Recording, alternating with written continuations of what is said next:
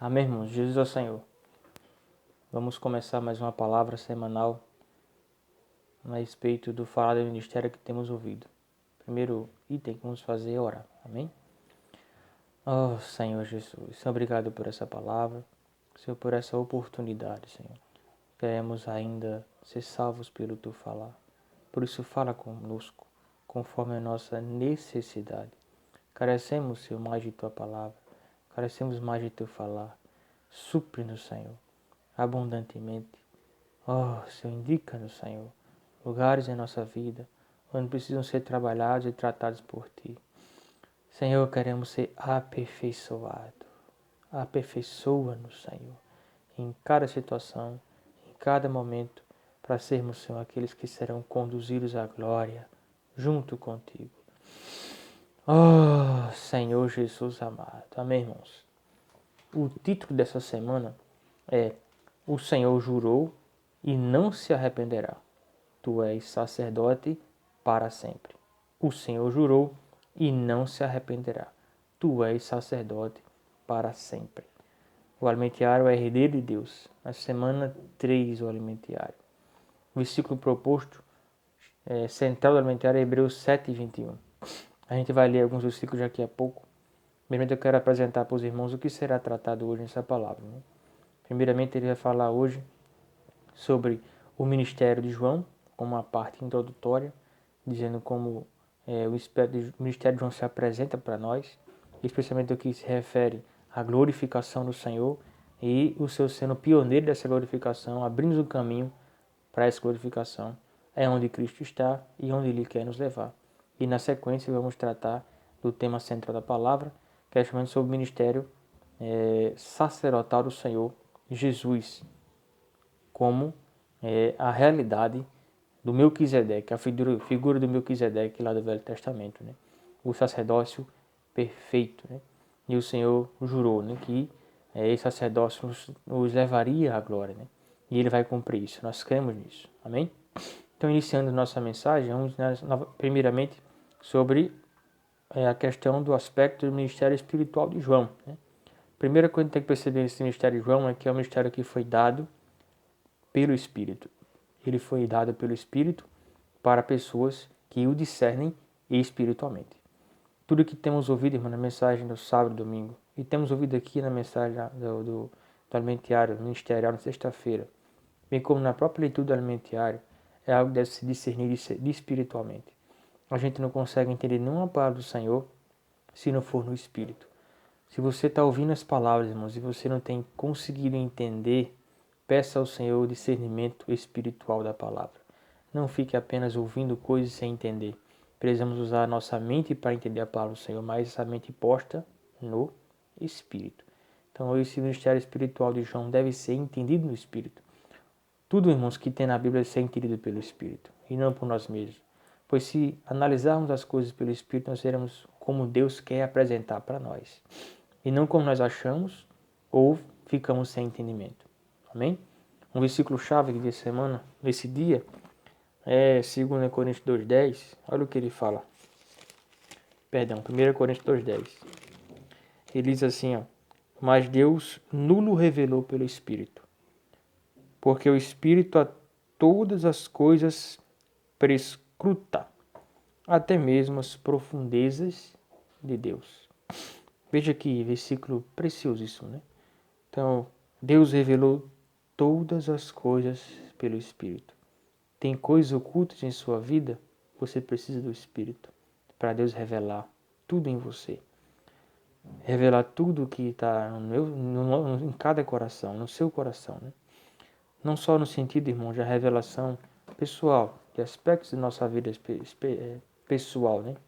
Mas principalmente o que trata aqui o versículo, o contexto que eu quero aplicar a ele, é no aspecto de entendermos a palavra que temos ouvido.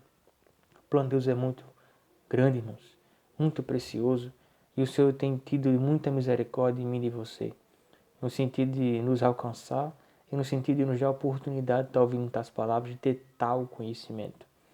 Então, possamos aproveitar e valorizar o que o Senhor tem investido em nós, ao entender, no mínimo, essa palavra, entender essa palavra. Quando a gente entende essa palavra, a gente pode aí sim aplicá-la na nossa vida, né? Então precisamos ter essa noção. Se nós vivemos apenas nossa vida, irmãos, cotidiana, a nossa vida normal, né? Sem considerar aquilo que o Senhor tem falado para nós, quão mesquinha será a nossa vida e orgulhosa, né? Pensando apenas em nós mesmos. Né? Talvez na pandemia, em sua casa, você pense que não existe a vida da igreja.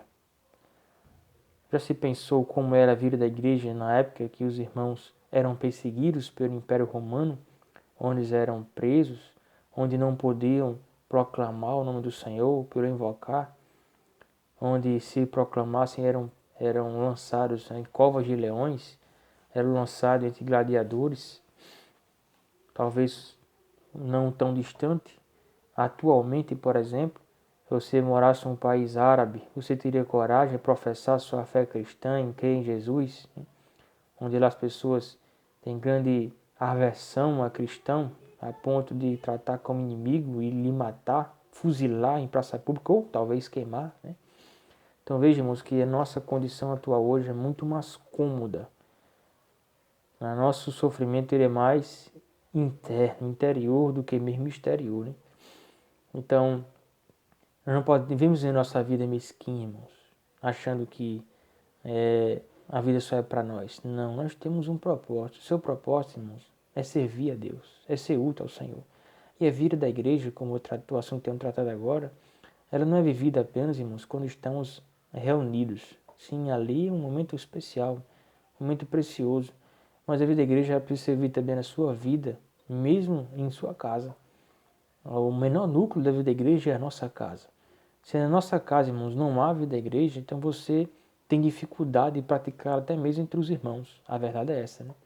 Mas se nós praticamos a vida da igreja em nossas casas, conviver saudável, de buscar o Senhor ali juntos, né? De ter um momento para ouvir a palavra juntos, né?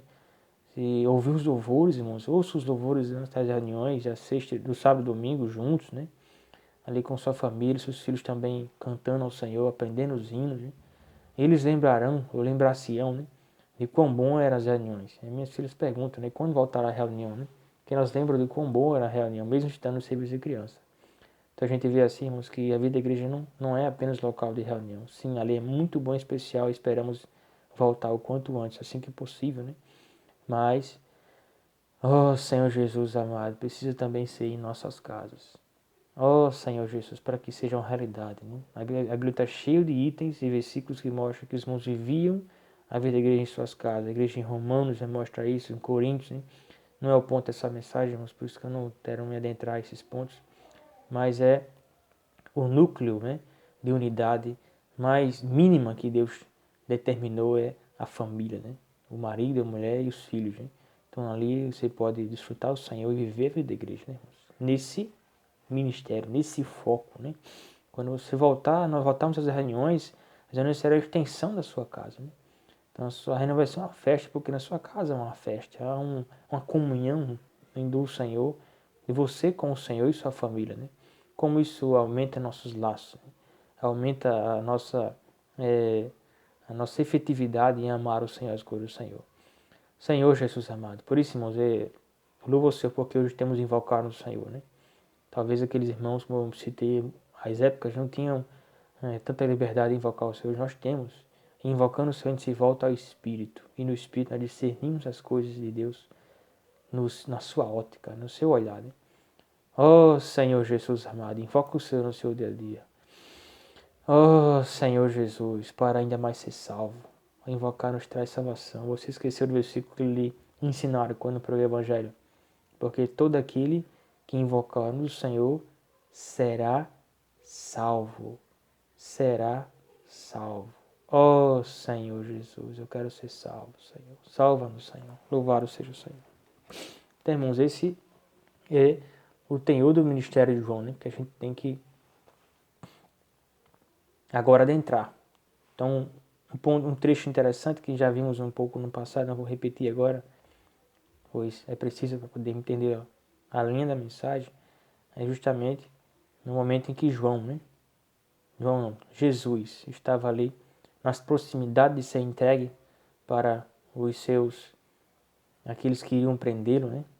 E torturá-lo para poder cumprir a obra. E ele estava na última ceia, né? E na última ceia ali junto com os apóstolos, o Senhor tratou logo de expor aquele que seria seu traidor, Judas, né? E ao João perguntar quem seria aquele que o trairia, o Senhor disse que aquele que molhasse o bocado de pão, né? Então Judas foi esse que o fez, e o Senhor disse, sem que todos o ouvissem, que Judas fizesse logo o que tem que ser feito, né? E assim Judas saiu da ceia, né? Então, após eles concluírem a ceia, o Senhor começou ali a falar palavras especiais, que ele ainda não tinha falado. Palavras que ele só fala para alguns, os mais próximos. Alguns com que ele pode contar ou contará. Alguns que são os escolhidos dele. Irmãos, o que temos ouvido não é palavra para qualquer um. Não é palavra para Judas. Não é palavra para multidões. É palavra para escolhidos. Louvado seja o Senhor. Valorize aquilo que você tem ouvido, porque é algo para escolhido. Muito profundo, irmãos. Você não tem sido tocado, irmãos?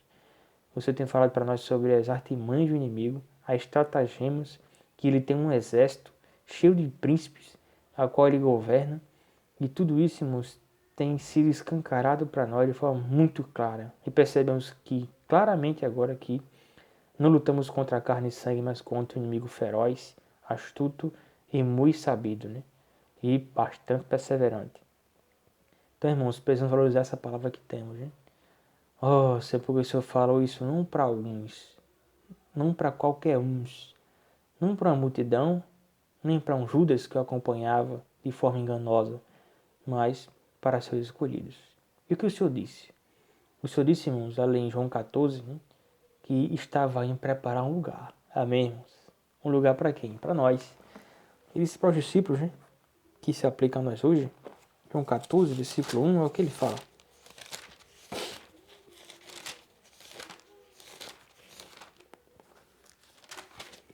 Não vos se turbe o vosso coração.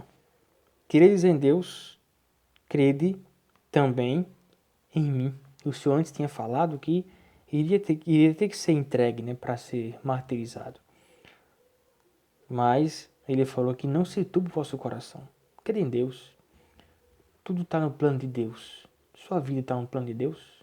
Se acalme. Sua vida está no plano de Deus. Na casa de meu pai há muitas moradas. Se assim não fora, eu vos teria dito, pois vou preparar-vos lugar. Você não está falando aqui que lá onde o Senhor está, há moradas físicas, mansões? Não, nada físico, nada palpável. Nenhum material humano ou terreno está lá, ou estará constituindo essas moradas, hein? Aí o terceiro fala, quando ele fala aqui, irmãos, quando eu for, é referência à sua morte, a conclusão da sua obra, o seu santuário, que é o seu corpo, né? E vos preparar lugar, voltarei, e se voltarei aqui, irmãos, refere-se à ressurreição do Senhor, amém? O Senhor disse que voltaria, né, como outro consolador, na continuação a gente vai ver isso, né? E receberei para mim mesmo, para que onde eu estou, estejais vós também. Recebereis para onde? Para mim mesmo. O Senhor vai voltar com ressurreição. E como outro consolador, ele virá para o nosso interior, o nosso espírito, né? Mas uma promessa, com a garantia, como fala em Efésios, que quando tudo se concluir, nós seremos, né, levados para onde ele está. E onde ele está? Versículo 11, 14 e 11. Crede-me que eu estou no Pai, e o Pai está em mim. Louvado seja o Senhor, irmãos. O Filho hoje está no Pai. Se o Filho está no Pai, irmãos, quer dizer que ele foi glorificado. A sua obra foi aceita pelo Pai. Esse ponto é importante. No momento que o Senhor Jesus foi morto, mas que ao terceiro dia ressuscitou, quem ressuscitou? Deus ressuscitou. Então, quando ressuscitou, Deus aprovou a sua obra. E ele foi assim introduzido no Pai, de onde ele já estava, né? Mas quando recebeu ele recebeu também a sua obra e tudo o que ele fez. Consequentemente, aqueles que recebessem a Jesus como seu Senhor também eram recebidos ou são recebidos pelo Pai em realidade e em manifestação quando o Senhor voltar. Amém? Então, esse é o lugar que o João tem falado que o Senhor tem preparado. Em suma, irmãos, aqui tem muitas riquezas embutidas, né? Mas a gente não vai tratar de cada versículo desse aqui, porque eu não teria tempo, né? Já foi tratado em outras mensagens, né? Mas não agora. Então o ponto é que o Senhor foi preparar esse caminho para nós. Então o Senhor ele foi como autor da salvação. Amém? Vamos ver Hebreus 2:10, fala sobre isso. Hebreus 2:10.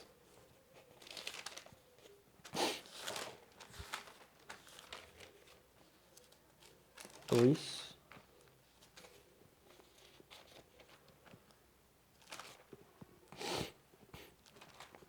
Senhor Jesus. Ele fala assim, porque convinha que aquele que por cuja causa e por quem todas as coisas existem, conduzindo muitos filhos à glória, apessoasse, por meio dos sofrimentos, o autor da salvação dele.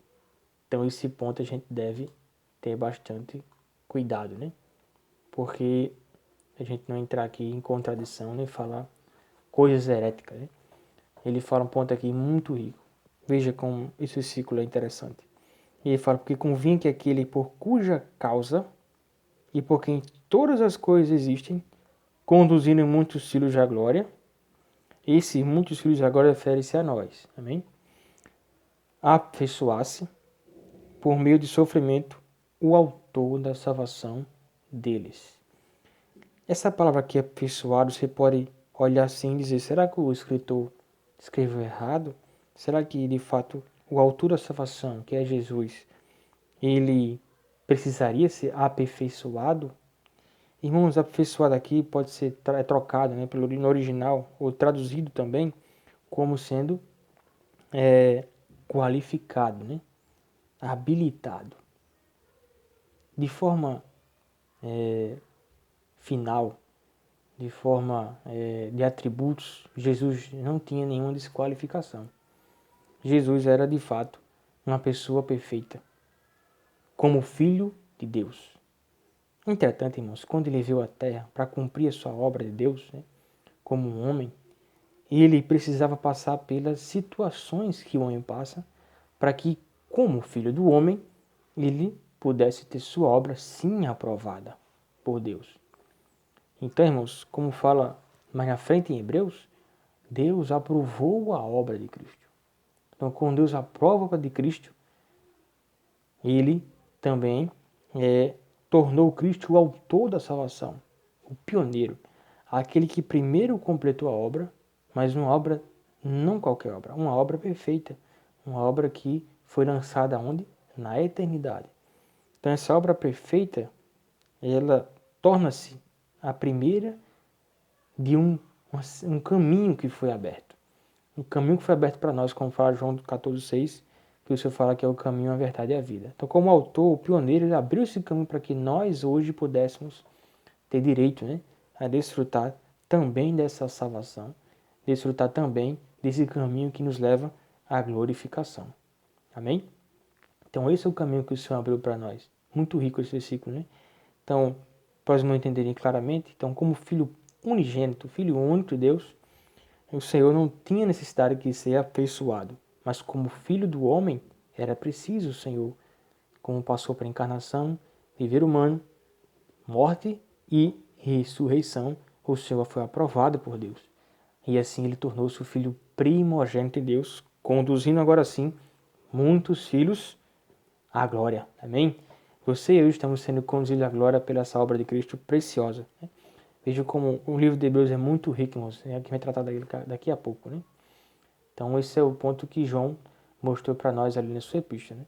Então hoje nós, se Jesus, irmãos, precisou ser aperfeiçoado no sentido de cumprimento da obra de Deus, nós também, irmãos, no sentido de cumprir a obra de Deus, de sermos transformados, né?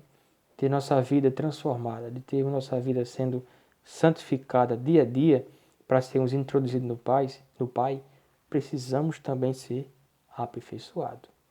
Você tem se deixado ser aperfeiçoado pelo Senhor? Ou você tem questionado o aperfeiçoamento do Senhor? Ou você tem negligenciado, não tem dado conta a esse aperfeiçoamento? Precisamos, irmãos, permitir que o Senhor trabalhe em nós. Você precisa permitir que o Senhor lhe ganhe mais, né? Ganhe a sua vida. Que vida é essa? Nossa vida interior, nossa vida da alma se ganha pelo Senhor, né? Se é alcançada pelo Senhor, nossa mente, vontade, emoção. Você tem negado sua vida da alma ou naqueles momentos difíceis, onde você tem talvez discussões, desentendimento, né? Com alguém, você, sei lá, se mostra, né? Ou mostra quem de fato cada um de nós somos, né? Você tem negado sua vida da alma em relação também a situações pecaminosas, ou talvez em situações diversas que acontecem na nossa vida, irmãos. Então nós sabemos que cada um passa, que cada um faz, né? Então possamos deixar o seu trabalho lá em nós, né? Para poder ainda assim mais ser conduzido à glória. O que o Senhor tem preparado para nós, irmãos, é muito grande, né? É muito grande. Senhor Jesus amado, possamos valorizar tudo isso, né? Vamos continuar na mensagem. Oh, Senhor Jesus amado. Tem um versículo de Romanos, capítulo 8, que então deve pular. Romanos 8, versículo 18 fala assim: porque para mim tenho por certo que o sofrimento tem presente. O sofrimento tem presente não podem ser comparados à glória a ser revelada em nós. Eu vou reler para os irmãos. Porque para mim tenho por certo que os sofrimentos do tempo presente. Isso olhar as coisas com olho espiritual, irmãos, amém? Não podem ser comparados com a glória a ser revelada em nós. Oh, Senhor, louvado seja o Senhor. Então, irmãos, João trouxe isso para nós. E isso é motivo, irmãos, de muita, possa assim dizer, felicidade para nós. Ao conhecermos tais palavras e termos tal esperança, né? Então, tem um texto de Provérbio que traz um pouco de base.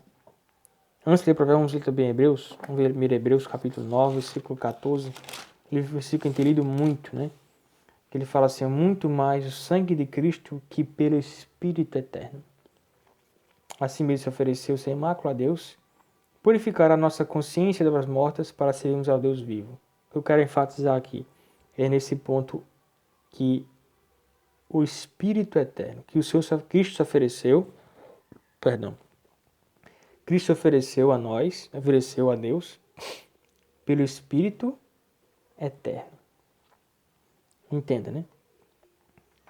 Cristo, para Deus, não morreu há 2000 anos atrás, mas antes da fundação do mundo. Porque pelo Espírito eterno, quer dizer que quando Cristo executou o seu plano por nós na cruz, Deus colocou essa obra na eternidade. Já temos visto, talvez, em outro elementiário, que Deus vê a coisa ciclicamente, né? De forma simplória, né? Para entendermos, e não num plano, né? Num plano, que sentido é plano? É que aqui está a encarnação, aqui está o viver humano, aqui está a morte, aqui está a ressurreição. Não, Deus vê como um círculo, né? Então o círculo não tem começo, não tem meio, não tem fim, né? Então Deus colocou a obra de Cristo nesse círculo eterno, uma eternidade, né? E mostrando que essa obra de Cristo foi eterna. Por isso que Apocalipse fala que o Senhor morreu antes da fundação do mundo, né? E aqui esse círculo mostra que Jesus se entregou a Deus, né? Então a comunhão entre o Pai, o Filho e o Espírito, o Filho disse: eu vou para redimir a humanidade, né? Eu vou para concluir o plano, né? E qual é o plano de Deus? Reinar sobre essa terra. Amém?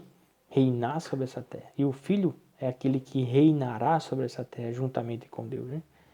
Então, por isso que o versículo fala essa questão do Espírito eterno. Então, nesse mesmo contexto de que Cristo está na eternidade, né? Está na fundação, né? O princípio e o fim, como fala o versículo aqui, que do tipo dele, que é o Melquisedeque, ele fala que Melquisedeque, rei de Salém, sacerdote Deus Altíssimo, que saiu ao encontro de Abraão quando voltava da matança dos reis, para o qual também Abraão separou o dízimo de tudo. Ele fala sem pai, sem mãe, sem genealogia, ou seja, não tem origem. Por quê? Ele é a origem. Amém? A fim de existência, entretanto, feito semelhante ao Filho de Deus, né? Permanece sacerdote perpetuamente. Então, baseado nessa questão que Cristo ele é eterno e estava com Deus na criação, é que vamos ver o versículo de Provérbio. Né? A esse encaixa o versículo de Provérbio, mostrando que Cristo estava lá na criação. Né? Você tem que entender que não são três deuses, né? Três deuses. E nem são Deus em processo, né? Deus que tornou o Filho, que tornou o Espírito, não. Os três coexistem e coinerem ao mesmo tempo, né? Então, onde um está, o outro também está. E onde o outro está, um também está.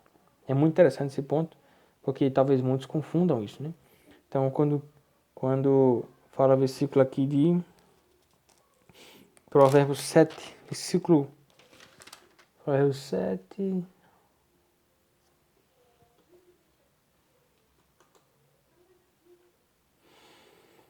Senhor Jesus amado, do versículo 22, 8:22, perdão.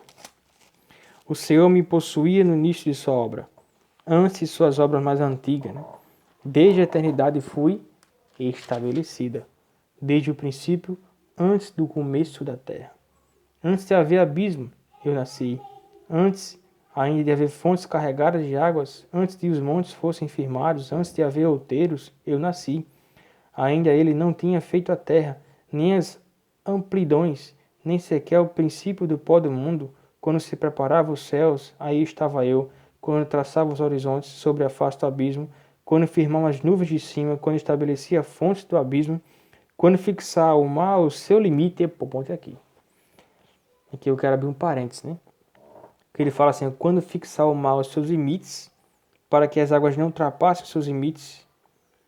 Então isso traz um parênteses para nós, que sentido? E outros dois versículos, vamos marcando aqui de Provérbios, mas abrimos bem rapidinho aqui em Jeremias 5:22, perdão, primeiro Jó 38:8,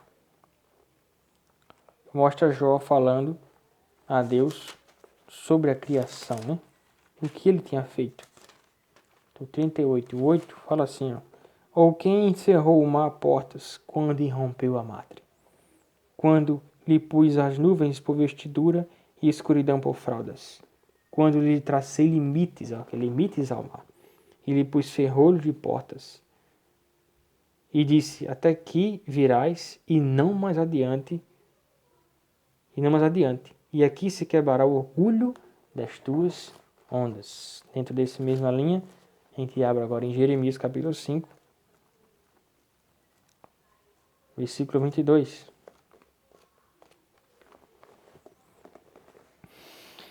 Oh, Senhor Jesus, tem misericórdia de nós. Fala assim, ó, não temereis a mim, diz o Senhor, não temereis diante de mim, que pus a areia para limite do mar, limite perpétuo, que ele não traspassará, ainda que se levante suas ondas, não prevalecerão, ainda que brame, não traspassarão. Então Deus, irmãos, impôs limite até mesmo ao mar, né? Limite através de quê? De grãos de areia. Como a areia, um grão de areia pequeno, né? Muito pequeno, mas um conjunto deles, né, forma milhares, milhões, bilhões, trilhões de grãos, né? Inumeráveis quantidades de grãos. Né? Quando o mar vem com toda a sua força e toda a sua onda, ele se quebra nessas areias. Né? Veja que como Deus ele é muito sábio, né? Muito sábio. E assim pôs limite ao mar. Né?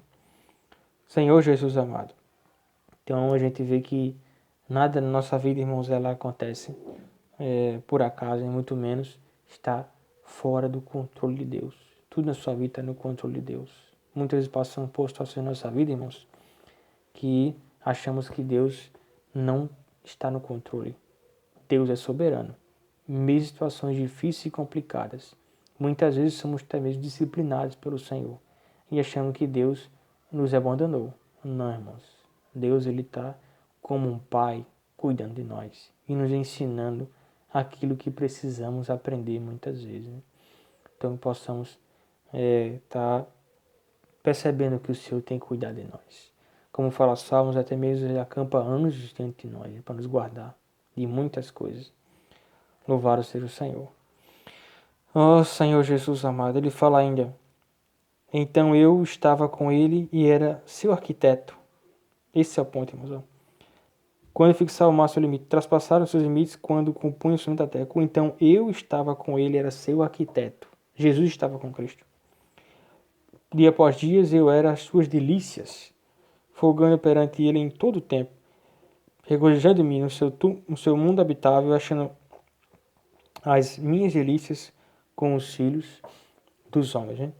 Então a gente vê que o Senhor estava se regozijando quando Deus criava todas as coisas. E ele estava com o Senhor como seu arquiteto, aquele que projetou. Jesus planejou o plano. Ele planejou até mesmo a sua morte por nós, de redenção. Veja como há uma comunhão íntima entre o Pai e o Filho, né? Uma comunhão que ele quer nos levar para lá, é onde ele está, né? Então, por isso que ele tem hoje nos aperfeiçoado. A palavra-chave que eu digo, irmãos, é aperfeiçoamento, né? Hoje, você e eu estamos sendo aperfeiçoados. Quando você passar com uma situação, diga, estou sendo aperfeiçoado. Amém? Lógico, irmãos, muitas coisas acontecem na nossa vida porque são consequências de nossos atos, né? Mas até os nossos atos errôneos são usados por Deus para nos aperfeiçoar. Isso é claro, né? Que possamos entender tudo isso, né? Louvado seja o Senhor. Ó Senhor Jesus amado. Então, nesse aperfeiçoamento nosso, irmãos, a gente entende agora que a nossa verdadeira felicidade não vai estar em coisas que obtemos, conquistamos, que temos, né? Não, irmãos, não vai estar nisso. Se a gente, algum de nós ou nós mesmos queremos alguma coisa, né? Ou queremos conquistar algo, a gente chega até a conquistar aquilo que deseja, né? Sei lá, conquistar um bem, conquistar um título, né? Sei lá, nível superior, ou até mesmo um trabalho tanto cobiçado, né, que nós queríamos ter. Quando se conquista aquilo, você depois de um tempo percebe que aquilo é vão, né? Não é vão no sentido no sentido que não tem função. É vão porque não traz a alegria plena. É uma alegria que passa. É uma satisfação mínima, né? Pequena, né? Então, irmãos, a verdadeira felicidade está realmente buscarmos esse nosso Senhor que nos vai dar uma real felicidade lá no Pai, junto com o Pai, do Pai, né? Como Ele quer assim nos levar. Né? Então, possamos hoje desfrutar isso, né? E tentar buscar isso. Quando Ele fala aqui no versículo 31, e achando as minhas delícias com os filhos do homem. Louvado seja o Senhor. Oh, Senhor Jesus amado. Então, esse ciclo é muito precioso, né? Tratando sobre a questão da felicidade. Mas ainda sobre a questão de impor limites ao mal, mostra também que o Senhor, através do mar atual, que é esse mar atual? Podemos dizer que é a pandemia, né? A pandemia é como fosse um mar, né? Que tem tentado, com forte onda, impedir, né? Ou trazer insegurança para a humanidade e atrapalhar o plano de Deus, né? Mas o Senhor impôs limite